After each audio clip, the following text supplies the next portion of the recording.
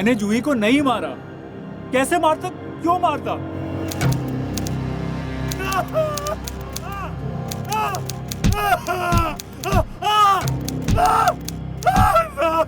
इस कुंदन ने ही हमारी बेटी जूही का कत्ल किया है। मरने से 2 दिन पहले जूही का फोन आया था, कह रही थी कि वो किसी से भी शादी कर लेगी लेकिन कुंदन से हरगिज नहीं।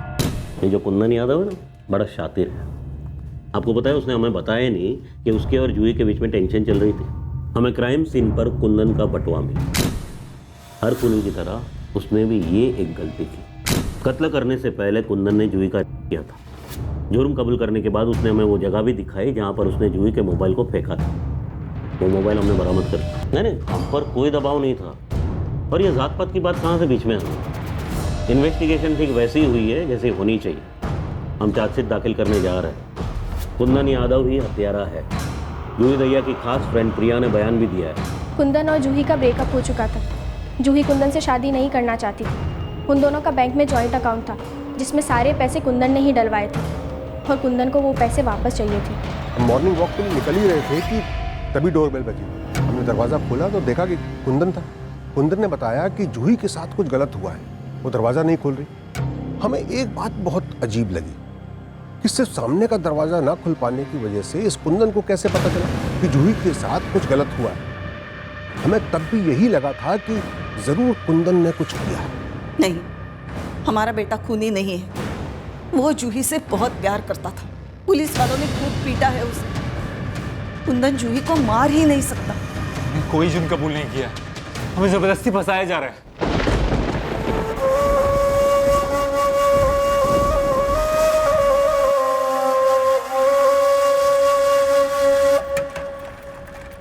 जूही दहिया के मर्डर के लिए कुंदन यादव की गिरफ्तारी में इस आदमी की खामोशी अहम रही थी। ये उस मर्डर के बारे में जानता था लेकिन किसी के सामने एक शब्द नहीं बोला, चुप रहा, जैसे कि आगे भी कई बार चुप रहने वाला था उन वारदातों के बारे में जो अब होने जा रही थी। एक हमला होने वाला है धनबाद जिले के कैरीगंज गांव के एक घर में। यह गांव धोलकापुर से दूर नहीं है जहां जूही दहिया का कत्ल हुआ था।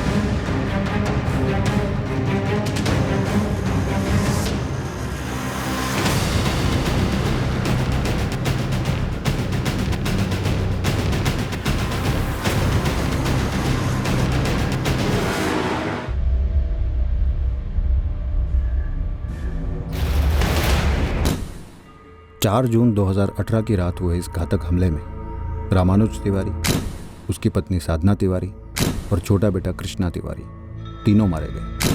रामानुज और साधना का बड़ा बेटा दर्पण गंभीर रूप से घायल हुआ था पर सांसें चल रही थी।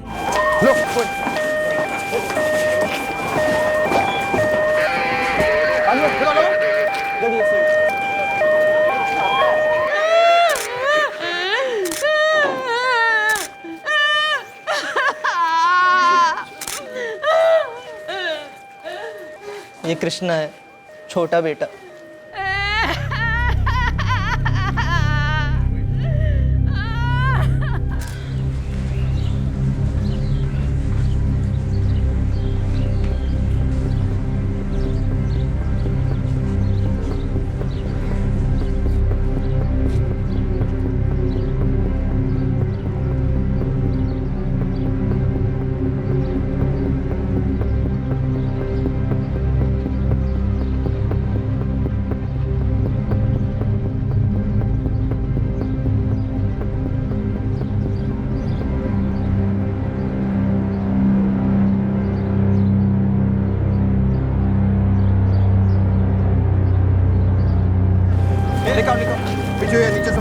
चलो आओ ऊपर लेके आओ, ऊपर लेके उड़ा उड़ा ले उड़ा। रामानुज का किराने का दुकान था साहब। हर रोज दुकान खोलने से पहले हमारे यहाँ आता था और अम्मा से मिलकर जाता था। आज जब मिलने नहीं आया तो हमने देखने के लिए योगेश को भेजा था साहब। हमने बहुत देर तक दरवाज़ा खटखटाया, किसी ने नहीं खोला। फिर देखा पीछे का दरवाज़ा खुला हुआ था। अंदर आकर देखा तो हर जगह खून और ये चारों पड़े हुए थे। पुरुषोत्तम और योगेश, तुम दोनों भाई एक साथ रहते और रामानुज यहाँ पे अकेला रहता था?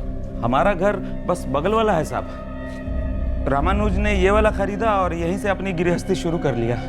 हमको तो नहीं पता साधना घर पर क्या क्या रखती थी, शालिनी को पता हो शायद।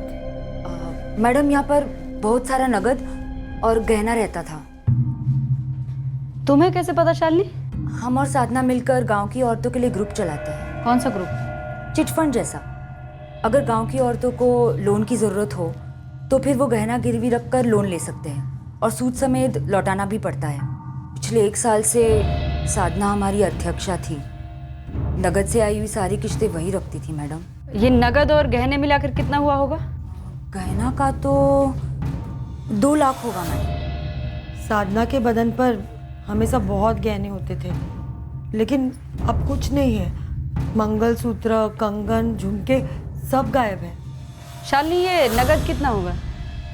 हमारा ग्रुप का तो कुछ मिलाकर 3 लाख होगा और उसका खुद का कितना वो हम नहीं बता सकते।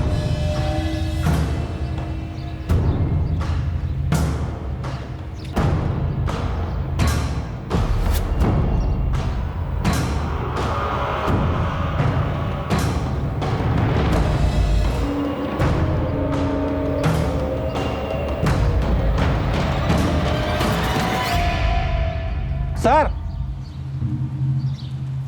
पता करो ये घर किसका है।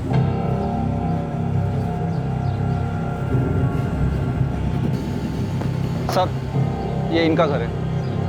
क्या काम चल रहा है घर में? बढ़ई का काम चल रहा है। तुम्हारे फिंगरप्रिंट चाहिए कुंदन। हम नहीं देंगे। हम कोई चॉइस नहीं दे रहे तुम्हें, कोर्ट के ऑर्डर्स हैं। लोग हमारे फिंगरप्रिंट्स लेके जूही के सारे घर में छाप देंगे और हमारे खिलाफ झूठे सबूत इकट्ठा करेंगे। तुम्हें प्रिंट तो देने ही होंगे कुंदन, और अगर नहीं दिए तो हम उंगलियां तोड़कर भी प्रिंट निकलवा लेंगे। आपको जो करना है कर लीजिए, हम अपने फिंगरप्रिंट्स नहीं देंगे। ये वाला जो हिस्सा है ये तो अंदर चला गया। लड़का लकी है कि उसकी बाईं आंख बच गई। खतरे से बाहर है आप? फिलहाल के लिए तो हाँ, मगर आपसे बातचीत करने के लिए 2-3 दिन लगेंगे। दर्पण का मामा जगदीश आया हुआ है, वो दर्पण के साथ ही रहेगा। हमारे 2 कांस्टेबल भी 24 घंटे दर्पण की प्रोटेक्शन के लिए यहाँ मौजूद रहेंगे, क्योंकि शायद दर्पण ने हत्यारे को देखा होगा। कितने पैसे दिए इस काम के? मैडम हमने कुछ भी नहीं किया। देख रोना धोना नहीं, हाँ नाटक मत कर, बोल जल्दी। कितने का सौदा किया? अकेले मारा तूने? हम सच कह रहे मैडम, हमने कुछ भी नहीं किया। हमें तो कुछ पता भी नहीं है इस बारे में। रामानुज हमारा छोटा भाई था और हमारे बड़े भैया थे। हथौड़ा मेरे घर के पीछे मिला है तो सब कुछ आप हम पर ही थोप देंगे क्या? हमारे भी तो 2 छोटे छोटे बच्चे हैं, दर्पण और कृष्णा के जैसे। हम सब एक ही परिवार से हैं साहब। सिर्फ हथौड़ा नहीं मिला, कटर भी मिला, जिससे शायद दरवाजे की कुंडी काटी गई। तो कहना क्या चाहते हैं? 2 हफ्ते से घर में कारपेंटरी का काम चल रहा है, उसी का औजार रहा होगा, और खुद के भाई और उसके परिवार को खत्म कर दें, ऐसे वैसी नहीं है हम लोग। और उतने बेवकूफ भी नहीं कि अपने घर पर पड़े औजारों को इस्तेमाल करें और उन्हें छुपाने के बजाय अपने घर के पीछे फेंक दें। औजारों के साथ साथ बंसीलाल का भी इस्तेमाल किया होगा तुम लोगों ने। कितने पैसे दिए उसे? कुछ भी नहीं पता मेरे। बंसी, ये रोने धोने काम पर कोई असर नहीं होगा, जल्दी बोल सब कुछ। हम सच कह रहे हैं, हमें कुछ भी नहीं पता है मैडम। तू रात भर कहाँ था दिवाकर? सच सच बता, कहाँ था? प्रशांत के घर थे भैया, पी रहे थे हम। तू पूरा रात वहां था? सच बोल रहा है? झूठ क्यों बोलेंगे भैया, वहीं सो गए थे। जब सुबह वापस आए तो पता चला इस कांड का।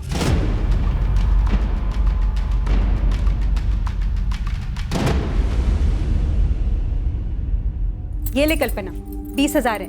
6 महीने बाद तू 25 लौटाएगी और यहाँ दस्तखत। पर साधना दीदी, पिंकी से तो आपने 4,000 रुपये सूद लिया था, तो फिर हमसे 5 क्यों? वो पिछले साल था कल्पना। अब तूने 5,000 जमा किए थे, उसका ब्याज भी तो तुझे ज्यादा मिला था ना। हर साल ब्याज में थोड़ी थोड़ी बढ़त होती रहेगी। ये हमारे 5,000 और इन्हें खाते में जमा कर लीजिए। ये जो चला रखा है ना तूने, सब देख रहे हैं हम, अंधे नहीं है हम ललिता। हमने कुछ नहीं चला रखा है साधना, बेकार के इल्जाम लगाना बंद करो हम पे। हमारे पति के पिछले 6 महीने के पैसे जो बकाए थे वही दिए आज फैक्ट्री में, उसी में से 5,000 जमा किए हमने। हम पैसे की बात नहीं कर रहे ललिता। क्या क्या बोलना चाहती हो तुम? तेरा मुंह ना तेरे पति तक ही रख। हमारे पति पर मारने की कोशिश की ना तो बहुत बुरा होगा, बता रहे हैं हम। हमारे भी सुरमा गांव में घूमते रहते और खबर रखते हैं कि कैसे मटकती रहती है तू उनकी दुकान पर। अरे कैसी हो ललिता? महीने में कई बार राशन भरी जा रही है तेरे घर में, ऐसी भी भूख किसे लगती है तेरे घर पे? अपनी गंदी जबान पे लगाम दो साधना। तू अपनी गंदी हरकतों को लगाम दे पहले। ये कोई पहली बार चेतावनी नहीं दे रही हूँ तुझे, लेकिन कुतिया की दुम है कि सीधी नहीं होती है। क्या अनाप शनाप बोले जा रही भाभी? अनाप शनाप कर रही है तेरी ये भाभी। ये जो तेरी ललिता भाभी है ना, कोई दूध की धूली नहीं है। इसने तेरे धनीराम भैया से शादी इसलिए की है ताकि सालों की अधूरी ख्वाहिश पूरी कर सके, मेरे पति को वश में करने की।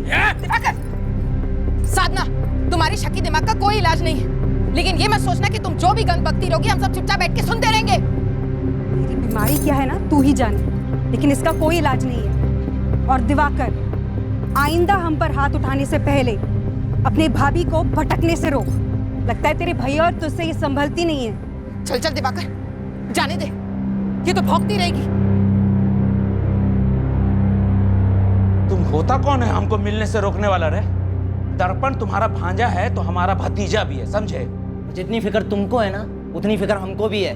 अगर इतना ही फिक्र है ना तो घर जाइए और जितना फिक्र करना कीजिए, हम रोकेंगे नहीं, पर यहाँ ड्रामा मत करिए। ड्रामा कौन कर रहा है? देखिए आप लोग यहाँ शोर मत कीजिए, हॉस्पिटल है, बच्चा अंदर सो रहा है। इसको यहाँ रुकने का हक किसने दिया है साहब? हम एक बार अपने ही बच्चे से मिल नहीं सकते? फिलहाल बच्चे से मिलने की किसी को भी इजाजत नहीं है, और वैसे ही बच्चा सो रहा है, आप मिलके क्या करेंगे? घायल है बच्चा।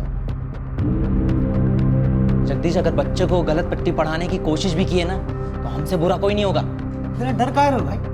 काहे इतना डर रहे हो? इसका मतलब तुम लोगों के दिल में खोट है। जिया जी के सर पर कितना नाचे हो ना तुम लोग, हमको सब मालूम है। और ये मत समझना कि दुनिया अंधी बहरी गूंगी और बेवकूफ है, पर हमको ये भी मालूम है कि इस कांड के पीछे कौन है और काहे के लिए। वो तो तकदीर ने दर्पण को बचा लिया है, मालूम है काहे को? काहे कि सच्चाई सबके सामने आएगी। बुझे आप लोग? हमारे तीनों बेटों में जमीन को लेके अनबन थी साहेब, लेकिन खून तो एक ही था ना। आप लोग कोई ढंग का छानबीन नहीं कर रहे, बस यही ढूंढ रहे। हत्या में इस्तेमाल किया गया हथौड़ा आपके घर के पीछे से ही बरामद हुआ है मालती जी, और अब तो सारे गांव वाले भी बातें कर रहे हैं जमीन के मसले के बारे में। तो गांव वालों ने आपको ये नहीं बताया कि रामानुज भैया जब सुबह अम्मा को मिलने आते थे सबसे पहले हमारे हाथ की चाय पीते थे। हमारे बच्चे बबलू, सोनी, उनके बच्चे कृष्णा दर्पण के साथ सुबह शाम साथ खेलते थे, एक साथ सब स्कूल जाते थे। ये नहीं बताया आपको गांव वालों ने? सब बताया। हमें यह भी बताया कि रामानुज यहाँ सिर्फ और सिर्फ अपनी माँ से मिलने आता था। हमें यह भी बताया कि गांव के लेडीज़ ग्रुप में आपके ना शामिल होने की वजह सिर्फ और सिर्फ आपकी देवरानी साधना थी। हमें यह भी बताया कि जब आपके ससुर जी का देहांत हुआ, खेतों का बंटवारा हुआ 6 साल पहले, तब से आपके पति पुरुषोत्तम और देवर योगेश, आपके मझले देवर रामानुज से बात तक नहीं करते थे। देखिए, अनबन अपनी जगह है और खून का रिश्ता अपनी जगह। अब कैसे सोच सकते हैं कि इस वजह से हम लोगों ने उन तीनों को मारा होगा? चारों को। प्लान तो पूरे परिवार का सफाई करने का था, लेकिन दर्पण बच गया। और इस बात की पूरी संभावना है कि दर्पण ने कातिल का चेहरा देखा है। बंसीलाल, पानी पी ले, पी ले। अगर सच बोल के सजा काटेगा ना तो सजा सुकून से कटेगी, और हो सकता है अदालत तुम्हारी सजा कुछ कम भी कर दे। साहब, हमने ऐसा कुछ भी। चुप चुप, फिर रोए ना, इस बार सच में रुला देंगे डंडे से। बोल बंसी।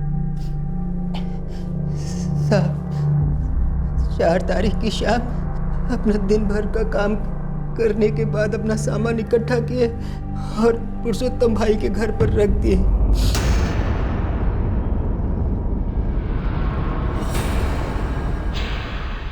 और फिर हम तो अपने घर चले गए थे साहब। हमें तो सुबह में पता चला कि वहां पर ये खून। आखिरी मौका दे रहा हूँ, बोल, पुरुषोत्तम और योगेश ने तुम्हें इस काम के लिए कितने पैसे दिए? साहब, हम तो 1500 रुपए में काम करते हैं साहब, ये हमारी मजदूरी है वहां पर। तुम महज 1500 के लिए तुमने 3 लाशें बिछा दी। बलात्कार की? नहीं नहीं साहब, हमने किसी के साथ कुछ भी नहीं किया। हमने बच्चों की सौगंध खाकर कहते हमने कुछ भी नहीं किया। भैया, साधना भाभी के साथ बहुत गलत काम किया गया है। कहीं ये लोग दर्पण से कुछ जबरदस्ती बुलवा न ले। क्या आपको लगता है कि दर्पण आपका या मेरा नाम लेगा?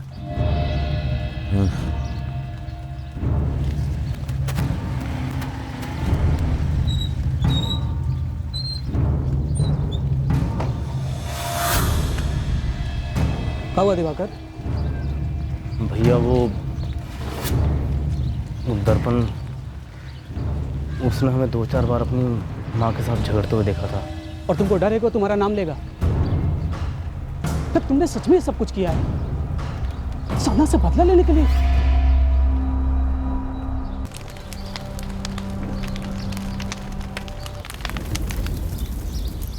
कुछ लोग डरे हुए थे कि दर्पण कहीं उनका नाम न ले।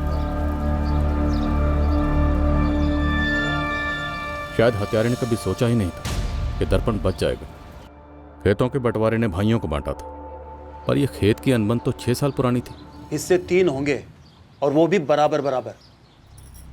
रामानुज भैया, ऐसा कैसे हो सकता है? आपका घर खेती की आमदनी से नहीं चलता है। देखो रामानुज, हम और योगेश सिर्फ खेती करना जानते हैं और हमारा कोई अलग से धंधा नहीं है ना तुम्हारी तरह। लेकिन भैया, किराने की दुकान हमने अपनी मेहनत से बनाई है।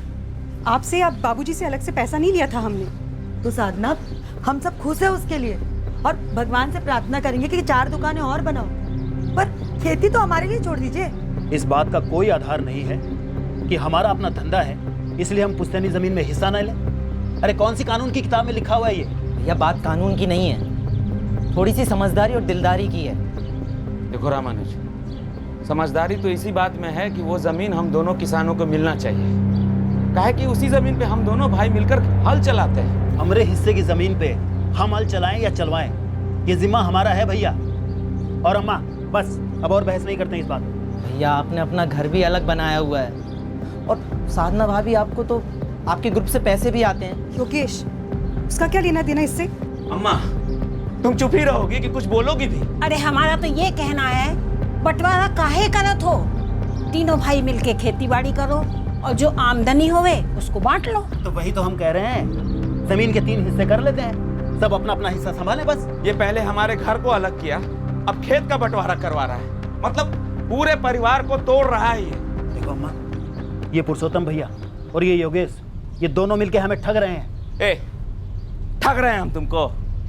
ठग रहे हैं? अरे तो सच्ची तो कह रहे हैं भैया, हमारा हिस्सा हमसे छीना जा रहा है, तो इसे ठगना नहीं तो और क्या कहेंगे? देखो अम्मा, बात सुनो हमारी, पुश्तैनी जमीन है, किसी का पर्सनल जागीर नहीं है, सबका बराबर बराबर हिस्सा होगा।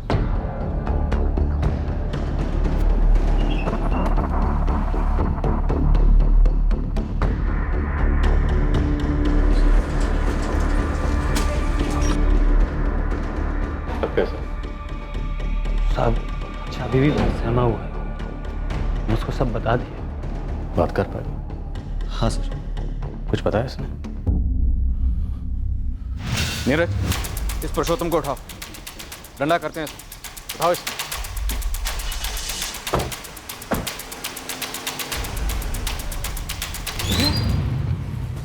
आराम से ब्रेक नहीं मार सकते हो जी? अरे भैया, आराम से ही तो ब्रेक मारी है। बैठते वक्त बोले थे ना संभाल के चलाने के लिए, जनानी पेट से न है। अरे भैया, कितना तो आराम से लेकर आए हैं हम आपको। हम आराम से लाए।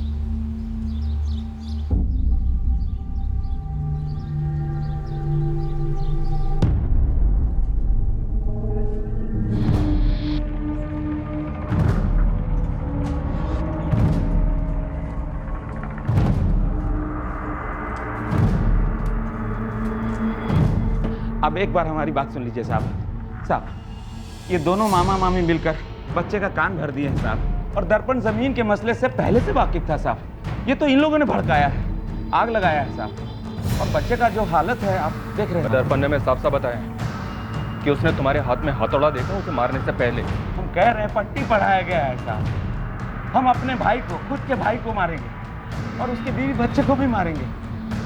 गलत फहमी है साहब आपको। सर, हम अपनी मंगेतर को मारेंगे, अपनी मंगेतर को जिसे हम जान से ज्यादा प्यार करते थे। सर, हम शादी करने वाले थे, हम साथ में रहने वाले थे। सर, हम जूही को क्यों मारेंगे सर? हम अपनी बहन को मारेंगे साहब। अपनी माँ को भी मारेंगे? साहब, कशिश हमारी सगी बहन थी, उसके साथ हम ऐसी हरकत करेंगे? दर्पण ने बस कह दिया और आपने हमारे पति को अपराधी समझ लिया।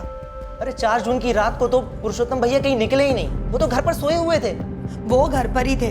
आप बोलो तो हम कहीं भी लिख कर दे सकते हैं, जहाँ बोलो वहाँ खड़े रहकर कह सकते हैं। देखिए, पुरुषोत्तम ने अगर कुछ किया नहीं है तो आप लोगों को डरने का कोई कारण नहीं। डरने का कारण कैसे नहीं है मैडम?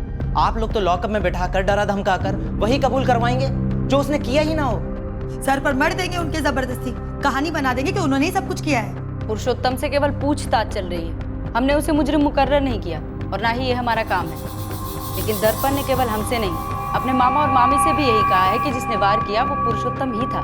जब हथौड़ा से वार हुआ, सब लोग सो रहे थे, फिर दर्पण ने हमारा शक्ल कैसे देख लिया? आपको दिखाई नहीं दे रहा है साहब? दर्पण दबाव में आकर झूठ बोल रहा है। तो तुम जानते हो सब सो रहे थे, कैसे सो रहे थे, कौन देख सकता है, कौन नहीं देख सकता? पुरुषोत्तम तिवारी, हम सिर्फ दर्पण के बयान के आधार पर तुम पर शक नहीं करें, हमें तो पहले से ही हम पर शक था, यही ना साहब? अरे साहब, हम तो कहते हैं कि आप लोगों को कभी हम पर शक हुआ ही नहीं, सीधा विश्वास हो गया कि ये सब हमने ही किया है। इसीलिए तो तहकीकात करने के बजाय आप लोग सीधा फैसला पर पहुंच गए। दर्पण के पास झूठ बोलने की कोई वजह नहीं, और हमारे पास कत्ल करने का कोई वजह नहीं है साहब। 6 साल पहले खेत का बंटवारा हो चुका है, 3 बराबर हिस्सा हुआ था साहब, जैसा रामानुज चाहता था। अब उसी को मारकर वो जमीन हमारा कैसे हो जाएगा? वो तो दर्पण को जाएगा ना साहब। वो तो अब जाएगा ना, क्योंकि दर्पण बच गया। लेकिन अगर वो मर जाता, जैसे कि तुम्हारा प्लान था, तब तो वो जमीन तुम्हें और तुम्हारे भाई योगेश को जाती। क्या साहब, बच्चों को मारना, अपने सगे भाई को मारना, अपने सगे भाई की बीवी के साथ बलात्कार करना, कितना भद्दा इल्जाम लगा रहे हैं आप हम पर अरेस्ट करके। अरे साहब, बचकाने में दर्पण कुछ बोल दिया, उसको सच मानकर आप केस बंद कर देंगे, जबकि असली मुजरिम, असली कातिल आराम से बाहर घूम रहा होगा, इसका अंदाजा भी है आपको? सर, हमने जूही को नहीं मारा है और यही हकीकत है, यही सच है। लेकिन आपने तो मन बना लिया है हमें गुनहगार साबित करने का। सर, टॉर्चर से आप हमारे शरीर को तोड़ सकते हैं, लेकिन हमें नहीं, कभी नहीं। और आप हमें गुनहगार साबित करके उसको जाने देना चाहते हैं, उस वैशी को जिसने हमारी जूही का नहीं सिर्फ मर्डर किया बल्कि उसका रेप भी किया। अब ये बिजली का झटका देकर क्या बुलवाना चाहते हो कि हमने अपनी बहन का खून किया है, अपनी माँ का खून किया है, अपनी सगी बहन का? तुझे कोई बिजली का झटका पटका नहीं दिया जा रहा, समझा? इसे ब्रेन मैपिंग बोलते हैं। मशीन बताएगी कि तू कितना सच बोल रहा है और कितना झूठ बोल रहा है। तेरे भेजे में जाकर सच्चाई पता करेगी। ले चलो इसे। सच्चाई तो ये है कि आप मार पीट कर, ये मशीन इस्तेमाल कर कर हमारी माँ और बहन का खून हमारे ही माथे पर डाल रहे हो, जो हमने किया ही नहीं है। जो करके बैठा है उसको कोई नहीं पकड़ रहा है, वो आज भी आजाद घूम रहा है। वो लोग हमारे अपने लोग थे साहब, अपने लोग थे। आप एक बार हमको दर्पण से अकेले में बात कर लेने दीजिए, बच्चा है, बहक गया होगा। इस पुरुषोत्तम तिवारी के खिलाफ हमारे पास कुछ ठोस होना चाहिए सर। इस दर्पण का स्टेटमेंट कुछ ठोस नहीं लगता, तुम्हें भी लगता है उसे पट्टी पढ़ाई गई, उसका ब्रेन वॉश हुआ? कहना मुश्किल है सर कि वो सच बोल रहा है या उससे झूठ बुलवाया जा रहा है, लेकिन इतना तो है कि बच्चे के मारे गए बाप और पुरुषोत्तम तिवारी के बीच की खटास ने बच्चे के दिमाग पे असर तो किया ही होगा। ये तुम किस बेसिस पे कह रहे हो नीरज? सर वो पांडे सर, ये दर्पण के मामा और मामी जो है ना, वो दर्पण से बार बार ये कहे जा रहे थे कि ताऊ पुरुषोत्तम और चाचा योगेश की मिली भगत है। इस मामा जगदीश का कोई निजी मतलब है सब में? सर जी, ये तो नहीं बता सकता, लेकिन देखिए ना, अभी बच्चा है 11 साल का और 6 साल पुराने जमीन के मसले की बात को उसके मामा मामी बार बार हथौड़ा मारे जा रहे थे। तो तब से मुझे ऐसा लग रहा है कि बच्चे ने भी अपने दिमाग में कहीं ना कहीं एक तस्वीर सी बना ली कि उसके ताऊ और उसके चाचा ने उसके माँ बाप और उसके भाई की हत्या कर दी है। ऊपर से रामानुज के घर से जो गहने चोरी हुए और साधना के लेडीज फंड से जो कैश चोरी हुआ, वो भी पुरुषोत्तम के घर के पीछे नहीं मिला। तो तुम्हें लगता है कि उस एक हथौड़े को आधार बनाकर हमने अपनी सुई पुरुषोत्तम पर अटका रखी, जो वारदात में इस्तेमाल हुआ और घर के पीछे से मिला? पक्का तो नहीं कह सकते पर शायद, हाँ, लेकिन इतना तो पक्का है कि सिर्फ दर्पण के स्टेटमेंट के आधार पर हमारी चार्जशीट मजबूत नहीं बनेगी। दर्पण की दिमागी हालत इस वक्त नाजुक है, कह सकते हैं धुंधली है। हो सकता है कि ऐसे दिमाग को एक तस्वीर दिखाई गई, किसी पुरानी दुश्मनी की तस्वीर जो बार बार दिखाई गई, जिसके चलते बच्चे के ऐसे दिमाग ने उस तस्वीर को सच मान लिया। ऐसी गलती हम नहीं कर सकते कि हम उसकी देखी हुई तस्वीर को बिना सबूत के सच मान बैठे और उस तस्वीर पर अपने केस का फ्रेम चढ़ाकर इस केस के मुख्य संदिग्ध को गुनहगार मान बैठे। और कील ठोक कर दीवार पर टांग दे। हमारी बात सही है नीरज, लेकिन हमारे स्टेपल मर्डर और केस की असली तस्वीर कौन सी हो सकती है? सर, इस केस में एक नया एंगल उभर कर आया है। साधना के पड़ोसन शालिनी नेगी ने फोन किया था। वो साधना की लेडीज ग्रुप के मेंबर भी है। उसने तो एक नई बात बताई। कोई नया एंगल बन रहा है? Yes sir. मैडम, हम सब ग्रुप की औरतें बैठकर चुराए हुए जेवर और नगद का अनुमान लगा रहे थे। बैठकर सोच रहे थे कि भरपाई कैसे की जाए, तभी ये बात समझी। लेकिन शालिनी क्या ललिता और साधना के हस्बैंड रामानुज के बीच वाकई कुछ चक्कर था? वो हम कैसे बता सकते हैं मैडम, हमको क्या मालूम। हाँ, लेकिन एक बात जरूर है, ललिता के देवर दिवाकर और साधना के बीच झगड़े जरूर हुए थे। और जब ये सब कांड हुआ तब ललिता बहुत डरी हुई थी, मानो कि उसके घर पे ही कुछ हुआ हो। उसके पति धनीराम और देवर दिवाकर ने मिलकर ही कुछ किया हो। सब लोगों को ऐसा लगता है, शक है मतलब। अचानक से स्टेपल मर्डर और रेप केस की एक अलग ही तस्वीर उभर आई, पर क्या ये तस्वीर गुनहगार और उसके असली मकसद के फ्रेम में सही बैठने वाली थी, ये हमें पता करना। हर केस में पीड़ित और संदिग्ध दोनों के इर्द गिर्द एक वर्णन, एक नैरेटिव, एक कहानी की तस्वीर उभरती है। कुछ तस्वीरें इतनी साफ नजर आती हैं कि संदिग्ध जाहिर तौर पर गुनहगार मालूम होता है, पर जब एक से ज्यादा तस्वीरें बनने लगती तब यह सवाल उठता है कि इनमें से कौन सी तस्वीर गुनहगार और उसके मकसद के फ्रेम में फिट बैठती। हम भी मानते हैं कि हमारी पत्नी ललिता और रामानुज के बीच करीब का रिश्ता था, और इसी को लेकर ललिता और साधना के बीच अनबन थी। उस समय तक हमको भी इस बात का डर था कि कहीं हमारा छोटा भाई दिवाकर ने गुस्से में कुछ कर तो नहीं दिया। क्या क्या? हमको नहीं पता। इस साधना तो हमेशा आरोप लगाती थी कि उसके पति रामानुज ने जानबूझकर ललिता को हमसे शादी करवाया था ताकि वो दोनों पड़ोसी बन सके, और उनके बीच जो भी चल रहा था वो सब चलता रहा। धनीराम, मैं तुमसे सीधा सवाल पूछूं, क्या ये हत्याएं और बलात्कार हमारे भाई दिवाकर ने की? तू अपने दोस्त प्रशांत के साथ पीने बैठा था? जी सर। और वहां से तू अपने घर के लिए कब निकला? रात 1 बजे तक पी रहे थे सर, फिर सो गए और सुबह उठकर दिवाकर अपने घर चला गया कुछ 7:30 बजे के आसपास। और कौन कौन है तेरे घर में? कोई नहीं है साहब, मैं अकेला ही रहता हूँ। हो सकता है तेरे सोने के बाद दिवाकर उठकर कांड कराया हो, तुझे तो पता नहीं चलता ना? वो साहब पता चलता या नहीं चलता प्रशांत? नहीं पता चलता साहब। हमें गुस्सा बहुत था साधना भाभी पर। वो हमारी ललिता भाभी के बारे में बहुत फालतू बोलती थी, और हमारे भैया वो कभी कुछ नहीं बोलते थे। प्रशांत के साथ पीने के बाद तू रात को रामानुज के घर गया कत्ल के इरादे से। तुझे क्या मालूम था पहले से कि हथौड़ा तुझे पुरुषोत्तम के घर से मिलेगा, या हथौड़ा इत्तेफाकन तुझे वहां मिल गया?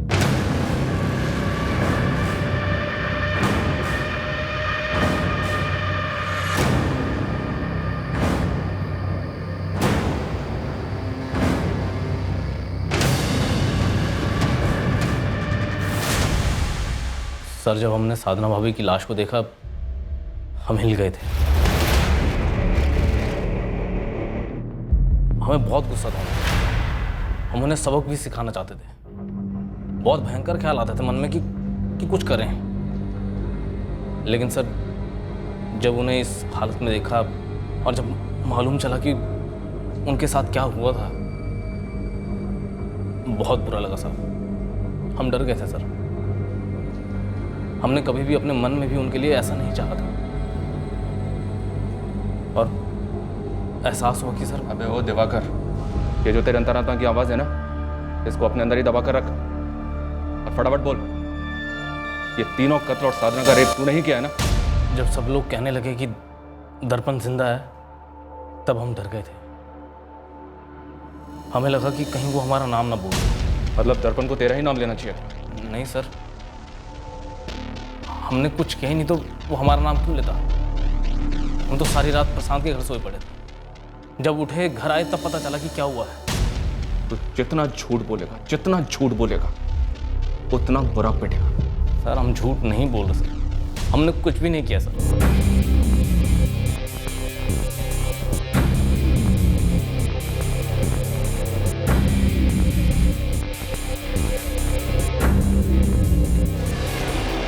कैश और जेवर कहाँ रखे हैं? जेवर तो बेच दिए होंगे अब तक।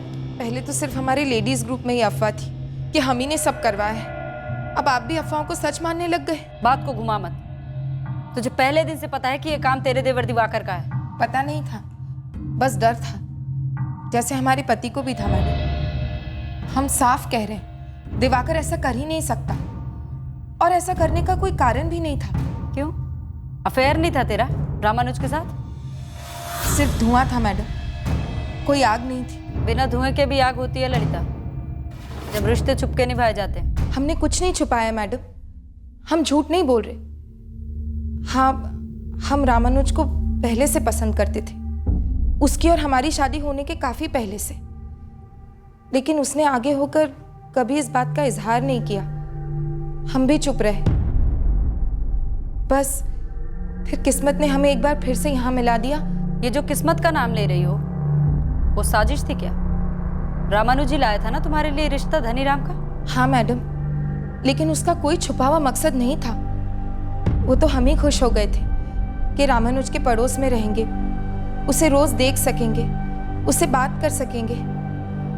हम कसम खा के कहते हैं मैडम, हमारे बीच कोई नाजायज छुपाने जैसा रिश्ता नहीं था, पर साधना को ये बात कभी समझ ही नहीं आती कि बिना आग का धुआं ही था मैडम। हम फिर कह रहे हैं, दिवाकर ऐसा कभी नहीं कर सकता।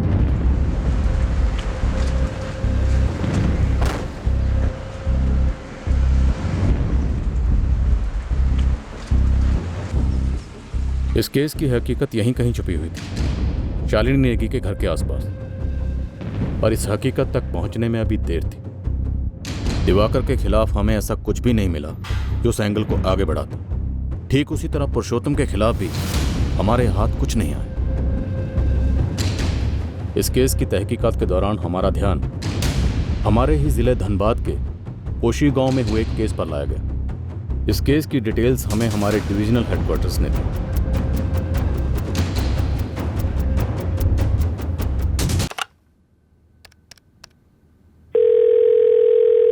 जैन सर। जैन। अरविंद, तुम्हारे कैरीगंज केस का क्या स्टेटस है? सर, ट्रिपल मर्डर और रेप केस। हाँ, वही तिवारी फैमिली। सर, 2 संदिग्ध हैं। पहला है विक्टिम रामानुज का बड़ा भाई पुरुषोत्तम, और दूसरा उसका पड़ोसी Diwakar.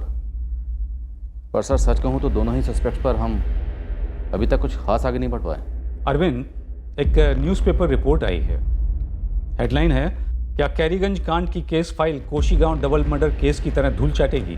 Sir, Koshigaon double murder case? हाँ, 2017 का केस है। एक जवान लड़की और उसकी मां को उनके घर के अंदर कत्ल कर दिया गया था।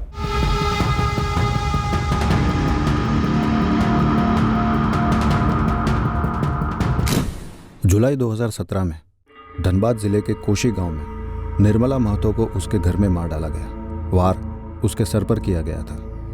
साथ ही उसकी बेटी कशिश महतो को मारा गया और उसका भी किया गया। देखो, इस न्यूज़पेपर आर्टिकल ने तुम्हारे और इस अनसुलझे कोशी गांव डबल मर्डर केस के बीच में कुछ समानताएं हाईलाइट की हैं कि दोनों हत्या और केस थे और दोनों अनसुलझे रहे। लेकिन मैंने जब दोनों केसेस की फाइल्स पढ़ी तो मुझे इसके अलावा भी कुछ समानताएं नजर आईं। जैसे कि सर? निर्मला और कशिश दोनों फावड़े से मारे गए और ये फावड़ा उनके घर के अंदर ही था। तुम्हारे केस में रामानुज, साधना, कृष्णा और दर्पण सभी पर हथौड़े से वार हुआ और ये हथौड़ा क्राइम सीन के पास था। यानी दोनों केसेस में हत्यारा अपने साथ कोई हथियार नहीं लाया था। और इधर कशिश हुआ और उधर तुम्हारे केस में साधना का। और शायद दोनों केसेस में वार करने के बाद हुआ बेहोशी की हालत में। सर, अगर आप सजेस्ट कर रहे हैं कि दोनों केसेस में कातिल एक ही है, तो क्या मैं दोनों केसेस को एक साथ इन्वेस्टिगेट करूं? हाँ, इस कोशीगांव केस में मुख्य संदिग्ध था कशिश का भाई, निर्मला का बेटा सुधांशु महतो। देखो, किसी रिपोर्टर ने बस एक पॉइंट उठाया है, लेकिन मुझे लगता है सीरियसली इन्वेस्टिगेशन की जरूरत है।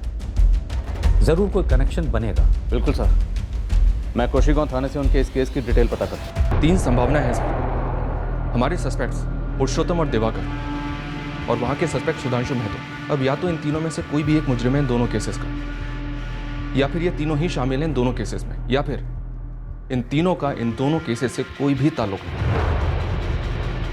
पहले जो समानताएं एसपी साहब ने पॉइंट आउट की हैं, उन्हें स्टडी करते हैं।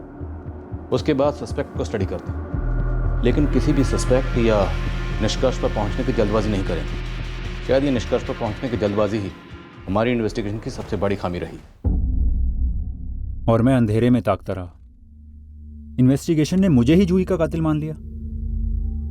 2 साल जेल में रहा बिना बेल के। हर रोज बार बार चिल्लाता रहा कि मैं खूनी नहीं हूं।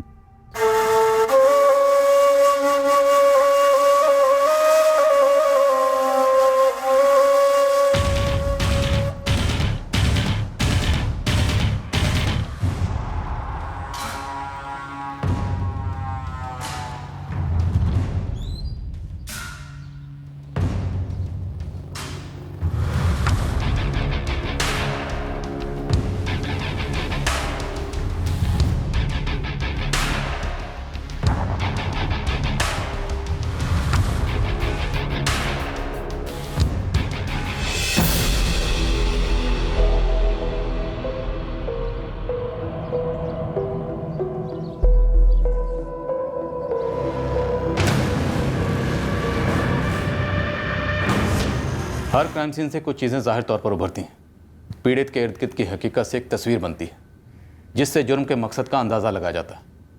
फिर संदिग्धों की एक लिस्ट तैयार की जाती है। इस लिस्ट में उस संदिग्ध का नाम सबसे ऊपर रखा जाता है जिसके खिलाफ ठोस सबूत मिलते हैं। पर कभी कभी क्राइम सीन से बनने वाली महज एक तस्वीर ठोस सबूतों पर हावी हो जाती। फिर मीडिया, समाज और दूसरे कई कोनों से कई आवाज़ें गूंजने लगती जो उस एक तस्वीर को, उस एक संभावना को हकीकत का रंग देने में जुट जाती हैं। इन मल्टीपल मर्डर केसेस की श्रृंखला में हम पूरी तरह चौंक गए जब ये पता चला कि इन केसेस में कातिल कौन है और उसका मकसद क्या था। हम उस कातिल तक कैसे पहुंचे ये हम कल के एपिसोड में आपके सामने पेश करेंगे। इस केस के शेष भाग में क्राइम पेट्रोल सतर्क। जय हिंद।